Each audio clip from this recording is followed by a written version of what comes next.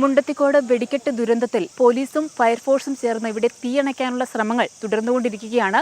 ഞങ്ങൾ നേരത്തെ കാണിച്ച ദൃശ്യങ്ങൾ, അതായത് ഞങ്ങൾ ഉച്ചയ്ക്ക് വന്ന് പകർത്തിയ ദൃശ്യങ്ങളിൽ കുറേ സ്ത്രീകൾ തിരി തെറുക്കുന്നതിൻ്റെ ദൃശ്യങ്ങൾ നമ്മൾ കണ്ടിരുന്നു.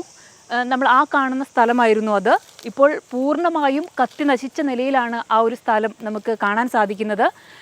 ഇപ്പോൾ അവിടെ ഫയർഫോഴ്സ് തീ അണച്ചുകൊണ്ടിരിക്കുകയാണ്. ഈ പുരയ്ക്കുള്ളിൽ നിറയെ വെടിമരുന്നുകളായിരുന്നു. ഈ വെടിമരുന്നും അതിനോടൊപ്പം പശയും അത്തരത്തിലുള്ള സംഭവങ്ങൾ ചേർത്തുകൊണ്ട് തിരി തെറുക്കുന്ന ജോലികളായിരുന്നു അവിടെ സ്ത്രീകൾ ചെയ്തുകൊണ്ടിരുന്നത്. തൊട്ടപ്പുറത്തായി നമുക്ക് ഇപ്പോൾ കാണാവുന്ന സ്ഥലത്താണ് വലിയ കുഴിബോംബുകൾ ഉൾപ്പെടെയുള്ള വെടിക്കെട്ട് സാമഗ്രികൾ ശേഖരിച്ചിരുന്നതും ആളുകൾ വെടിമരുന്നുകൾ നിറച്ചുകൊണ്ടിരുന്നതുമായ സ്ഥലം നമ്മൾ ഇപ്പോൾ കാണുന്ന സ്ഥലമാണ്. അവിടെയായിരുന്നു പല വെടിക്കെട്ട് പുരകളിലായി വെടിമരുന്നുകൾ നിറച്ചുകൊണ്ടിരുന്നത്. ആ ഭാഗത്തായിട്ടായിരുന്നു ടൈമറുകൾ സ്ഥാപിക്കുന്നതായി നാം കണ്ടത്.